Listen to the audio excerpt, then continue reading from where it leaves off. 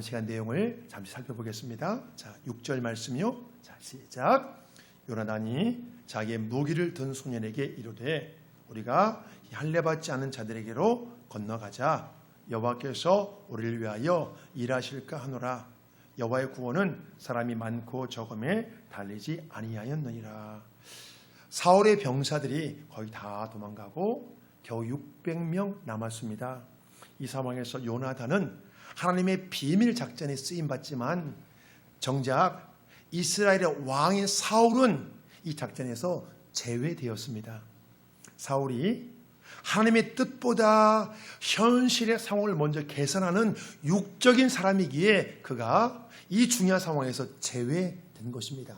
반면에 요나단은 이토록 불리한 상황에서도 오직 하나님의 뜻이 가장 중요했습니다. 요나단은요, 적들이 많고 적음에 전혀 관심이 없습니다. 또 내가 무엇을 갖고 있나, 내가 무엇을 할 수 있나, 이것에도 전혀 관심이 없습니다. 그의 관심은 이 싸움에서 하나님이 어떻게 하실까, 하나님이 이 상황을 어떻게 보실까, 오직 하나님 자체에 요나단의 모든 관심이 집중되어 있습니다. 요나단은 이 전쟁의 승패가 오직 하나님께 달려있다고 그렇게 믿기 때문입니다. 그렇기 때문에 객관적인 상황, 내 능력, 이런 것은 전혀 문제가 되지 않는 거예요. 오직 하나님의 뜻이 무엇이냐, 하나님이 함께 하시면 아무리 불리해도 이 전쟁에 승리할 수 있다. 요나단 그렇게 본 거예요. 우리는요, 상황이 흔들리잖아요. 여러분 그렇지 않습니까? 우리는 하나님이 뭔가 확신을 줬어도 그 상황이 흔들리면 마음도 같이 흔들리잖아요. 그게 우리의 문제거든요. 어떻습니까? 내 상황이 흔들리면 우리는 마음이 같이 흔들려 버리는 거예요. 그럼 우리가 힘들죠. 하나님께 약속을 받았는데도 상황이 불확실하고 상황이 흔들리면 나도 계속 같이 흔들리는 거예요. 그렇지만 요나단은 그렇지 않았습니다. 요나단은 상황이 문제가 아닌 거예요. 오직 하나님의 뜻이 무엇이냐, 요나단은 거기에 모든 관심이 있습니다. 사울같이 육적인 사람들은요, 뭔가 인간적인 대책을 세워놓고 내 계산과 맞아 떨어져야 움직입니다. 만약 우리가 내 계산과 맞아 떨어져야 움직인다면 우리는 육적인 사람인 거예요. 하나님의 뜻보다 상황을 먼저 파악하고 내 계산을 먼저 생각하는 사람은요, 아직도 육적인 거예요. 이 사람들은요, 육적인 사람들 뭔가 나름대로 대책을 세워놓고 기도합니다. 응답이 되지 않는 상황에 대해 뭔가 준비를 해놓고 하나님의 도우심을 구한다는 것입니다. 이거 하나님이 굉장히 싫어하거든요. 하나님의 응답이 안 이루어지면 어떻게 할까를 딱 생각을 해놓고 하나님께 도우심을 구해. 이건 하나님이 시험하는 거예요. 하나님이 굉장히 싫어해요. 반면에 영적인 사람은요, 하나님 외에는 다른 대책이 없습니다. 나는 하나님 외에 또 다른 대책이 없습니다. 하나님, 비록 상황이 불리하고 어려워도 하나님이 도와주시면 반드시 승리할 수 있습니다. 이렇게 고백하는 사람들을 하나님께서 버리겠어요? 하나님이 외면하시겠어요? 우리 하나님의 도우심을 구할 때는요, 절벽에서 뛰어내는 심정으로 하나님의 도우심을 구해야 돼요. 하나님 도와주시면 살고, 그렇지 않으면 더 죽습니다. 이런 절박한 마음이 우리에게 필요합니다. 근데 하나님 도와주시면 좋고요, 안 도와주셔도 괜찮아요. 왜냐하면 저는 이미 다 살 준비를 해놨거든요. 이러면 하나님 도와주시겠냐고요. 나는 하나님 외에 다른 대책이 없습니다. 하나님 저 살려주옵소서. 이렇게 간절하고 절박하게 기도할 때 하나님께 그 사람 외면하겠냐고요. 죽으라고 놓아두겠냐고요, 하나님 그 사람을. 그런데 대책을 다 세워놔요. 하나님이 도와주지 않으면 1차 대책, 2차 대책. 그런 절박한 기도가 되겠어요? 그래서 하나님의 응답을 얻지 못하는 사람들이 있다는 거예요. 절대적으로 불리한 상황에서 요나단의 부하의 마음을 하나님이 움직여 주셨습니다. 동역자를 붙여준 거죠. 자, 우리 7절 말씀이요. 시작. 무기를 든 자가 그에게로 되 당신의 마음에 있는 대로 다 행하여 앞서 가소서. 내가 당신과 마음을 같이하여 따르리이다. 사실 지금 이 상황은요, 모든 걸 다 팽개치고 도망치기 딱 좋은 상황입니다. 마치 불구덩이 속으로 나 자신을 던지는 상황과 똑같잖아요. 요나단과 단 2명이 적질의 진영으로 들어가야 되잖아요. 불구덩이에 뛰어든 것 같아요. 그런데요, 놀랍게도 무기를 든 자가 요나단을 향해 내가 당신과 마음을 같이하여 따르겠다고 고백했다는 것입니다. 절대적으로 불리한 상황에서 그가 이토록 충성할 수 있는 것은요, 이 전쟁에 대해 요나단과 같은 눈으로 보았기 때문입니다. 이 싸움은 단순히 칼과 창의 싸움이 아니라 물리적인 어떤 힘의 규모의 싸움이 아니라 하나님이 개입해 주셔야 될 영적인 싸움, 영적 전쟁으로 보았다는 것입니다. 이방 신을 섬기는 블레 사람들과 하나님을 섬기는 이스라엘과 영적 전쟁인 거예요. 여호와의 전쟁인 거예요. 이 싸움은 물리적인 규모의 싸움이 아닙니다. 외적인 규모에 관계없이 하나님이 개입해 주시면 승리하는 싸움입니다. 사실 우리의 많은 싸움도 그래요. 신실한 신앙을 가진 분들도 싸움의 정확한 실체를 파악하지 못할 때가 있습니다. 칼과 창의 싸움이 아닌 영적 전쟁인데 어떻게 합니까? 사람의 대책과 방법만을 간구합니다. 우리가 사랑하는 여러분, 싸움에서 승리하려면요, 그 싸움의 본질을 정확히 파악해야 돼요. 그렇잖아요. 병을 고치려면 병의 원인을 파악해야 되잖아요. 마찬가지예요. 그 싸움에 승리하려면 그 싸움이 무엇인가, 싸움의 본질을 여러분 파악하셔야 됩니다. 영적 싸움에 대해 영적 싸움으로 정확하게 인식해야 된다는 거예요. 먼저 이것이 영적 싸움이라는 것을 정확히 인식해야 승리할 수 있습니다. 사울은요, 이 싸움의 실체를 파악하지 못한 반면에 요나단과 그의 부하는 이 싸움의 실체를 정확히 파악했습니다. 우리 가정에서도 실은 영적 싸움인데 혈과 육의 싸움으로 오해하는 경우가 굉장히 많거든요. 여러분, 실은 대부분 다 영적 싸움이에요. 내 신앙을 흔들고 내 마음을 흔드는 건 여러분 대부분 다 영적 싸움입니다. 사실 원수 마귀는요, 믿는 자들을 계속 속입니다. 지금까지 계속 속여왔고 앞으로도 여러분 계속 속일 거예요. 여러분들이 지금까지 속아온 것처럼 이 영적 싸움을 정확히 인식하지 못해 앞으로도 여러분 계속 속을 거예요, 아마. 그 문제의 미로 속에 믿는 자들을, 문제의 미로 속에 나를 가둬놓고 그 현실의 벽을 뛰어넘지 못하게 하는 것, 이게 바로 마귀의 전략입니다. 여러분들을 그 가둬놔요. 그 벽에서 못 나오게 해요. 계속 헤매게 미로 속에서. 여러분, 이게 마귀의 전략이라는 거예요. 똑같은 문제가 계속 반복되죠. 그러니까 미루에 갇혀 있으니까 1년 전의 문제가 오늘 또 발생합니다. 그러면 또 못 풀어요. 계속 헤매요. 또 그런 경우 없나요? 똑같은 문제가 계속 반복되는데 거기서 못 나와. 거기에서 여러분 그런 경우 없으세요? 마귀는 이 전략으로 믿는 자들을 무너뜨립니다. 마귀는요, 사람들이 하나님께 매달리는 것을 가장 싫어하기 때문에 사람들을 속여서 영적인 문제를 보는 눈을 가려버려요. 실제는 영적인 문제인데 사람의 대책과 방법만을 강구합니다.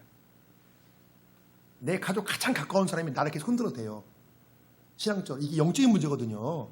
여러분 분명히 인식해서 영적인 문제라니까 이게요. 근데 그 사람을 아무리 말해도 여러분 답 안 나와요. 답 안 나와요, 여러분. 그거 왜? 영적인 문제이기 때문에. 이건 하나님과 씨름해야 돼요. 아무리 말해보세요, 답 나오는가. 그래서 풀지를 못하는 거예요, 가정의 문제들을. 많은 분들이. 영적인 문제가 뭐냐면요, 이 문제는 하나님 외에는 답이 없다는 거예요. 자녀 문제도 그렇고 여러분, 배우자 문제, 많은 그 영적 문제예요.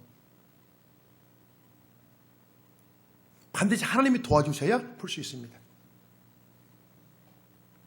바로 하나님의 문제의 열쇠가 되시기 때문이에요. 제가 그토록 방황할 때 저희 어머니가 그렇게 저에게 말씀해도 귀에 하나도 들어오지 않더라고요. 의미 전혀 없어요, 여러분. 그게. 근데 어머니가 금식하면서 하나님께 기도하니까 그게 제 마음을 뚫고 오는 거예요. 그게.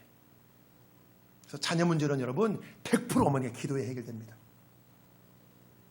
어머니 기도하셔야 돼요, 자녀 문제는요. 왜? 영적인 문제이기 때문에 그게.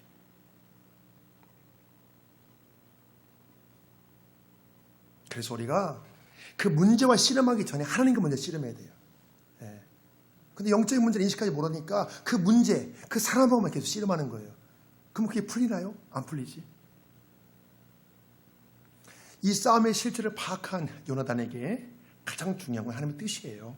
이것을 정확히 파악하기 위해 하나님의 표징을 구하기로 결정합니다. 자, 8절 말씀이요. 시작. 요나단이 이르되 보라 우리가 그 사람들에게로 건너가서 그들에게 보이리니 그들이 만일 우리에게 이르기를 우리가 너희에게로 가기를 기다리라 하면 우리는 우리가 있는 곳에 가만히 서서 그들에게로 올라가지 말 것이요 그들이 만일 말하기를 우리에게로 올라오라 하면 우리가 올라갈 것은 여호와께서 그들을 우리 손에 넘기셨음이니 이것이 우리에게 표징이 되리라 하고, 표징을 구하는 방법에 대해 구체적인 설명이 나와 있습니다.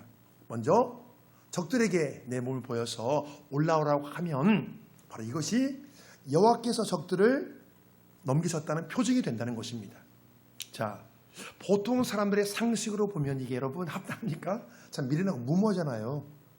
위에서 돌을 쏘거나 화살을 쏘면 어떻게 하려고? 적들이 확실히 먼저 눈에 띄게 한다는 거예요. 어리석잖아요, 어떻게 보면요. 지금 요나단이 공개적으로 적들을 향해 나가겠다는 것은요, 그의 확신 있는 믿음에서 비롯된 겁니다. 여호와의 구원은 사람의 많고 적음에 달려있지 않다고 고백했습니다. 이 싸움에서 하나님이 함께 하시는가, 과연 하나님 뜻이 무엇인가, 하나님 나를 도와주실 것인가, 이것이 가장 중요하지 공개적으로 가든지 은밀히 가든지 이게 전혀 중요하지 않다는 거예요. 이 싸움의 본질이 칼과 창의 싸움이 아니기에 사람의 대책과 방법에 대해서는요 지금 전혀 관심이 없습니다. 많은 사람들이 요나단과 같은 담대한 믿음을 굉장히 부러워할 거예요. 네. 그럼 담대한 믿음 가진 사람 부러워하잖아요. 나도 참 담대한 믿음을 가지면 참 좋을 텐데 라고 생각할 것입니다. 결국 그 담대한 믿음으로 승리하게 되기 때문이죠. 요나단이 승리하게 되거든요. 그 담대한 믿음으로. 자, 성경 본문에 나오는요, 요나단의 독특한 특징은요, 사랑하는 여러분, 자기 계획을 갖고 욕심을 내는 것이 아니라 오직 하나님의 뜻만 찾습니다. 요나단이 지금 내 계획을 관철시키기 위해 하나님을 찾는 것과 내 뜻을 내려놓을 마음을 먹고 하나님을 찾는 것은 완전히 달라요. 내 뜻이 강해서 내 계획대로만 밀고 나가려 하면 어떨까요? 마음이, 여러분, 그만큼 마음이 부담이 커요. 안 되면 어떡하지? 반면에 내 뜻을 내려놓을 마음을 먹고 하나님을 찾을 때는 여러분 매우 가벼운 마음 상태가 됩니다. 나는 최선을 다하지만 그 결과는 하나님께 맡기는 거예요. 그럼 마음이 가볍죠. 매우. 난 내 할 것만 하는 거예요. 그리고 하나님의 뜻을 구하는 거죠. 그럼 마음이 굉장히 가볍죠. 사랑하는 여러분, 모든 것이 불확실한 이 세상에서 우리가 정말로 담대하게 살고 싶으시다면요, 먼저 하나님의 뜻을 구하는 것이 여러분 최선입니다. 지금 요나단은 하나님이 쌀만 주시면 순종하겠다는 거예요. 하나님이 쌀만 주시면. 네. 하나님 사인 주시면 순종하고 사인 주시지 않으면 안 가겠다는 거잖아요. 하지만 하나님 저는 하고 싶습니다. 하지만 하나님 말씀해 주옵소서. 하나님 사인만 주면 제가 순종하겠습니다. 자, 다시 한번 10절 보실까요? 자, 시작. 그들이 만일 말하기를 우리에게로 올라오라 하면 우리가 올라갈 것은 여호와께서 그들을 우리 손에 넘기셨음이니 이것이 우리에게 표징이 되리라 하고, 적들이 우리의 모습을 보고 올라오라 말하면 무조건 올라간다는 것입니다. 바로 이것이 적들을 우리 손에 넘긴 표징이 되기 때문입니다. 사랑하는 여러분, 지금 요나단은요 객관적으로 불리한 상황이 문제가 되잖아요. 상황 때문에 흔들리지 않아요. 지금 상황 때문에 흔들리지 않는다니까요. 중요한 것은 하나님의 사인을 받는 거예요. 하나님의 사인. 믿음의 사람들은요 현실의 상황이 쉽고 어렵고가 문제가 아니에요. 내가 아직도 현실의 상황이 쉽고 어렵고 유리하고 불리하고 따지다면 나는 아직 육적인 사람인 거예요. 아주 육적인 그런 모습이 강한 거예요. 여러분, 그게 문제가 아니랄까요? 현실의 상황이 쉽고 어렵고 문제가 아니에요. 여러분, 가능성이 0.1%만 돼도 여러분 하나님의 역사하시면 여러분 그 역사가 이루어진다니까요. 여러분, 그게 하나님 뜻이 중요해요. 가능성이 여러분 문제가 아니에요. 가능성이 문제가 아니다니까요. 사랑하는 여러분, 우리는 그 가능성이 우리는 보잖아요. 그 가능성이 문제가 아니라 하나님의 뜻이 중요해요. 하나님의 뜻이. 하나님의 뜻이면 되고 뜻이 아니면 안 되는 거예요. 우리 하나님의 뜻이 무엇인가? 과연 하나님의 사인이 있는가 없는가? 여러분, 이것이 중요한 거예요. 하나님의 사인이 있는가 없는가? 물론 이 시대 표징을 구하고 하나님의 사인을 구하는 방법이 여러분 옛날과 달라졌죠. 외부적인 표징을 통해 구할 수도 있지만 지금 이 시대는요, 성령님의 감동을 통해서 여러분 분별할 수 있습니다. 우리가 먼저 하나님의 사인을 구하고 그 이후에 행동을 한다면 여러분 무엇을 하든지 담대할 수 있습니다. 사람은요, 미래에 대해 장담할 수 없잖아요. 미래에 대해 내가 틀림없이 맞다고 생각한 것, 내가 정말 이 옳다고 생각한 것도 여러분 계속 흔들리잖아요. 계속 그것도 바뀌잖아요. 우리 그런 현실 속에서 우리가 하나님의 사인을 받는 것만큼 확실한 여러분 보증수표가 없습니다. 자, 지금 요나단과 그의 부하가 하나님을 의지하며 적들을 향해 올라갑니다. 자, 11절 말씀이요. 시작. 둘이 다 블레셋 사람들에게 보임에 블레셋 사람이 이르되 보라, 히브리 사람이 그들이 숨었던 구멍에서 나온다 하고 그 부대 사람들이 요나단과 그의 무기를 든 자에게 이르되 우리에게로 올라오라, 너에게 보여줄 것이 있느니라 한지라. 요나단이 자기의 무기를 든 자에게 이르되 나를 따라 올라오라, 여호와께서 그들을 이스라엘 손에 넘기셨느니라 하고. 우리 이 상황을 자세히 살펴보면요, 적들의 반응을 통해 하나님의 뜻을 확인했습니다. 적들이 방심하여 올라오라 말하면 바로 이것이 여호와께서 적들을 이스라엘 손에 넘기셨다는 표징이 된다는 것입니다. 우리가 사랑하는 여러분, 하나님의 사인을 잘 캐쳐내면 어떻게 될까요? 하나님의 사인을 잘 캐쳐내면 매사에 깨어 있으셔야 돼요. 우리가 깨어있지 못하면 실컷 기도하고도 그 열매를 누리지 못합니다. 캐치를 못하니까. 하나님 말씀하시는데 캐치를 못하는 거예요. 깨어있지 못하고 이 세상에 주는 달콤함에 빠져 있잖아요. 그러면 하나님이 사인을 줘도 망설이고 결단하지 않습니다. 마치 깨구리가 뜨거운 물속에 온도를 높이면은 따뜻하고 좋아서 뛰어나오지 않는데 결국 죽는데요. 그래도 안 나온대요. 뜨뜻하고 좋으니까. 그 뛰쳐나올 타이밍을 놓쳐버린대요. 그거 똑같은 거예요. 달콤함에 빠져 있는 거예요. 깨있지 못하고. 만약에 사인을 줘도 움직이지 않는 거예요. 우리가 결단하고 행동해야 될 때 그 결단을 미루잖아요. 그럼 기회를 놓쳐버려요. 만약 특공대원이 작전 명령이 떨어졌는데도 여러분 더 놀고 싶어서 미적미적 출동을 미루면 어떻게 될까요? 그 특공대원 더 쓸모없는 거예요. 쓸 수 없는 거예요. 우리가 하나님의 사인이 떨어지면 신속하게 행동하는 것이 여러분 훈련이 되어야 돼요. 그렇잖아요. 사인이 떨어졌는데도 결단하지 않고 계속 미적미적거리면요, 좋은 길을 다 놓치고 후회하는 인생이 되기 때문에 그래요. 후회하는 인생. 후회하거든요. 그러면 시간이 지나고 보니까 그게 기회였는데 그때 할 걸 내가. 그때 내가 최선을 다할 걸. 이미 늦는 거예요. 이미 늦어버리는 거예요. 그 기회를 놓치면. 근데 많은 사람들이 그러거든요. 시간 기도하고 하나님이 기회를 줬는데 놓쳐버린다니까요. 움직이지 않아요. 하나님이 움직여 하는데도 계속 미적미적거리는 거예요. 먼저 하나님의 사인을 우리가 구해야 되잖아요. 하나님의 사인을 구하는 것, 여러분 이건 못지않게 중요한 것이요. 사인이 떨어지면 지체하지 않는 거예요. 사인이 떨어지는 자체가 여러분 지체하지 말고 신속하게 행동하는 뜻이기 때문에 그래요. 하나님이요, 여러분 행동해야 될 때 사인을 주거든요. 움직여! 그 뜻이 사인이요. 움직여야죠. 그러면 사인이 딱 떨어지면. 자, 우리 어떻게 움직이는가 볼까요? 자, 13절 말씀 시작. 요나단이 손발로 기어 올라갔고 그 무기를 든 자도 따랐더라. 블레셋 사람들이 요나단 앞에서 엎드려지매 무기를 든 자가 따라가며 죽였으니. 사랑하는 여러분, 참된 신앙은 무엇일까요? 참된 신앙, 내가 믿는 것을 실천하는 거예요. 참된 신앙은요, 깨닫고 이해하는 것에 머무르지 않습니다. 깨닫고 그렇구나, 여기에 머무르지 않아요. 반드시 여러분 행동으로 실천됩니다. 그게 참된 신앙이에요. 이 시대 사람들은요, 교회를 향해서 교회 위기라고 말합니다. 교회 위기라고. 많은 교회들이 믿음으로 구원받는다는 것을 강조하다 보니 행함 쪽을 충분히 강조하지 못한 건 사실이에요. 믿음 강조하다 보니까. 믿음과 행함을 따로 생각한 것이 우리 이 땅의 교회들의 신앙의 위기를 가져왔습니다.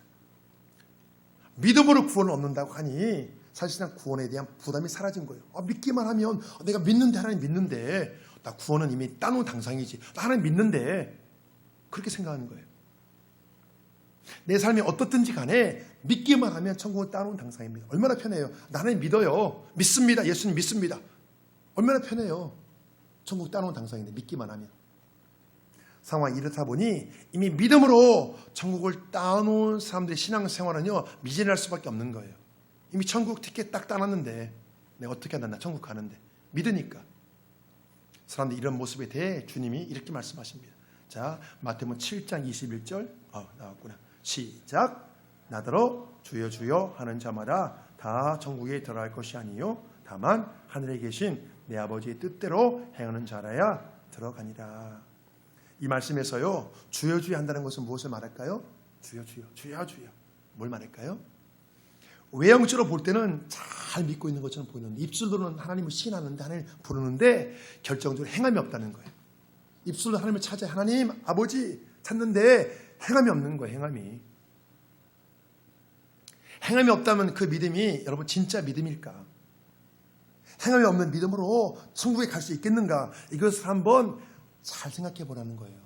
너희 행함이 없는데 너희들 정말 천국에 갈 수 있겠는가? 이걸 한번 고민해 보라는 거예요. 진짜 믿음은 행함이 없을 수가 없거든요. 행함이 나타날 수밖에 없거든요. 한번 잘 생각해 보라는 거예요. 너희들 믿음을. 사랑하는 여러분, 실천에 있어서 최고는 뭐냐면요, 뒤로 미루지 않고 즉시 하는 거예요. 즉시. 당장 그날부터 실천하는 것이 여러분 최고의 신앙입니다. 당장 그날부터 말씀을 듣고 즉시 순종하는 거예요. 사람들은요, 미루는 것이 불순종인 것을 잘 알지 못합니다. 미루면 못해요. 미루고 지체하는 것은요, 미화된 불순종입니다. 한번 생각해 보세요. 우리 한번 하나님 앞에 결단했는데 미룬 거 못해요. 미루면 뒤에 우리가 즉시 순종하지 못하잖아요. 그럼 마귀가 그냥 놔두잖아요. 어떻게 하냐요? 마귀가 순종하지 못할 합리적인 구실을 만들어줘요. 변명거리를 만들어줘요. 변명하기 때문에 순종하지 못하네. 나는 이래서 못해요. 그 변명거리 만들어준다니까요. 자기 합리화에 빠지는 거예요. 그래서 순종하지 않고도 마음이 편안해지는 거예요. 왜? 변명거리가 있으니까. 즉각적인 순종보다 더 좋은 건 없어요. 그래서 우리가 말씀을 듣고 순종하고 싶은 그 마음이 식기 전에 여러분 실천해야 됩니다. 오늘 당장 결단하고 실천해야 돼요. 자, 표적을 통해 확신을 가진 요나단이 블레 족속과의 싸운 결과는 승리입니다. 자, 14절 말씀이요. 자, 시작. 요나단과 그 모기를 든 자가 반나절 가리 땅 안에서 처음으로 쳐 죽인 자가 20명 가량이라. 들에 있는 진영과 모든 백성들이 공포에 떨었고 도대와 노략군들도 떨었으며 땅도 진동하였으니 이는 큰 떨림이었더라. 이 말씀을 보면요, 먼저 요나단이 신속하게 순종하자 그 이후에 하나님의 큰 역사가 뒤따릅니다. 자, 병사의 수가 바닷가의 모래 같지만은 그 규모로 인해 블레 족속이 자신만만했던 것은 사실입니다. 사실 규모가 많으니까 자신만만했죠. 사랑하는 여러분, 적들의 규모가 아무리 대단해도 그 마음속에, 적들의 마음속에 하나님의 공포심을 집어넣고 그 땅을 한번 흔들어 버리니까, 지진이죠. 흔들어 버리니까 그 대단한 규모가 전혀 의미가 없습니다. 두려워서 벌벌벌 떠는 거예요, 그냥. 그 다음 상황을 보잖아요. 그럼 적들의 공포심으로 인해 같은 뼈끼리 찌르고 죽이며 싸운다는 것입니다. 자중질환 이러는 거예요. 너무나 무서우니까 같은 뼈끼리 막 죽이는 거예요, 싸우고. 이 싸움에서 하나님의 개입이 없으면 결코 승리할 수 없습니다. 단지 칼과 창으로 싸우는 혈과 육의 싸움이 아니기 때문이에요.